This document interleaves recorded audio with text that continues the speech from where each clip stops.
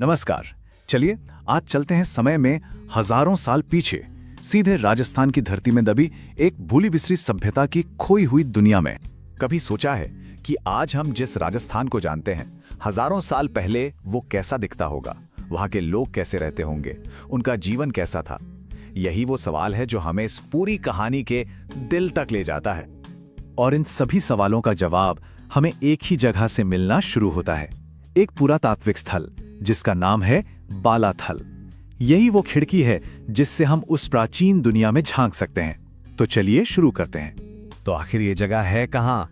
ये आज के उदयपुर जिले की वल्लभनगर तहसील में है। हो सकता है आज के नक्शे पर ये एक छोटा सा डॉट हो, लेकिन अपने अंदर इसने इतिहास के बड़े बड़े राज दफन कर रखे हैं। बालाथल में जो सबसे पुरानी बसावट के सबूत मिले हैं वो ताम्रपाषाण कालीन आहड़ संस्कृति के हैं। अब ये सुनने में थोड़ा मुश्किल लग सकता है, पर इसका मतलब सीधा सा है, कॉपर स्टोन एज, यानी तांबा और पत्थर का युग। ये वो दौर था जब इंसानों ने पत्थर के औजारों के साथ साथ धातु यानी तांबे का इस्तेमाल करना भी शुरू कर दिया। तो सवाल ये है कि इस तांबा पत्थर युग के लोग अपनी जिंदगी गुजारते कैसे थे? उनकी रोजमर्रा की जिंदगी आखिर थी कैसी? आइए इसी को समझते हैं। देखिए, यहाँ के जो लोग थे ना, वो किसी एक चीज पर निर्भर नहीं थे। वो खेती भी करते थे, जानवर भी पालते थे और जरूरत पड़ने पर शिकार भी कर लेते थे। मतलब एक पूरी तरह से आत्मनिर्भर और एक स्मार्ट कम्युनिटी थी ये। और कमाल की बात तो ये है कि वो तांबे के इस्तेमाल में बहुत माहिर हो चुके थे। रोज के काम के लिए चाकू, कुल्हाड़ी, छीनी से लेकर शिकार के लिए बाण तक सब कुछ तांबे का। और सिर्फ काम ही नहीं, सजना संवरना भी उन्हें पसंद था। खुदाई में मिले कानों के कर्णफूल और हार के पेंडेंट इस बात का पक्का सबूत हैं।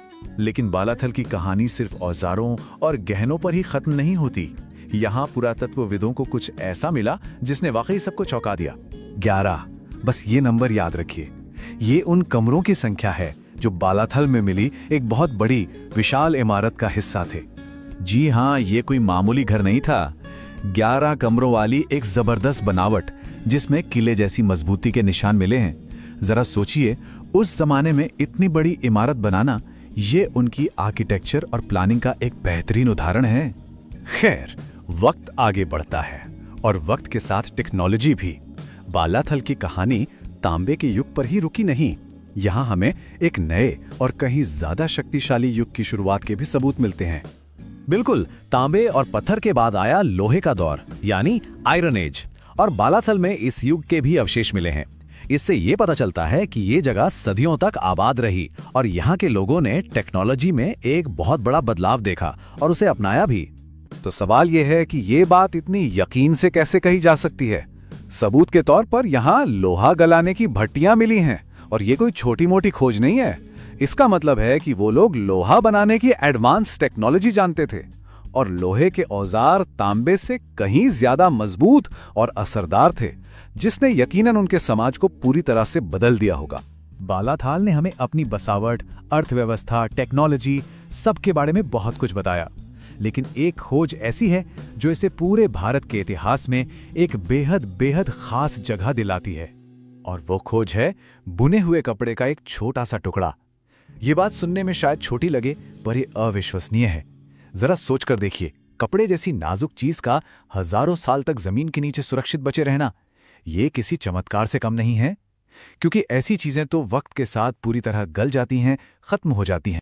इस खोज की अहमियत समझने के लिए ये जानना जरूरी है कि इससे पहले पूरे भारत में सिर्फ एक ही ऐसी जगह थी, बैराट, जहां इतना पुराना बुना हुआ कपड़ा मिला था। और अब उस खास लिस्ट में बालाथल का नाम भी जुड़ गया है, जो इसे राष्ट्रीय महत्व का स्थल बना देता है। तो चलिए फटाफट से दोहराते हैं कि बालाथल हमें क्या सिखाता है। पहला, ये एक ऐसी बस्ती थी जो तांबे और लोहे दोनों युगों में आबाद रही। दूसरा, यहाँ के लोगों की अर्थव्यवस्था काफी विकसित थी। तीसरा, वो बड़े पैमाने पर कंस्ट्रक्शन करना जानते थे। चौथा, उन्होंने तांबे से लोहे तक का तकनीकी सफर तय किया। और सबसे बढ़कर ये उस अनोखी और दुर्लभ खोज का गवाह है जहां प्राचीन बुना हुआ कपड़ा मिला। बालाथल ने हमें अतीत की एक शानदार झलक तो दे दी है, लेकिन ये पूरी कहानी नहीं है। ये तो बस एक शुरुआत हो सकती है। तो सवाल ये है कि बालाथल के इन खंडहरों में अभी और कौन-कौन से रहस्य दफन हो सकते हैं? क्या पता कोई ऐसी खोज इंतजार कर रही हो जो हमारे इतिहास की समझ को एक बार फिर से बदल कर रख दे।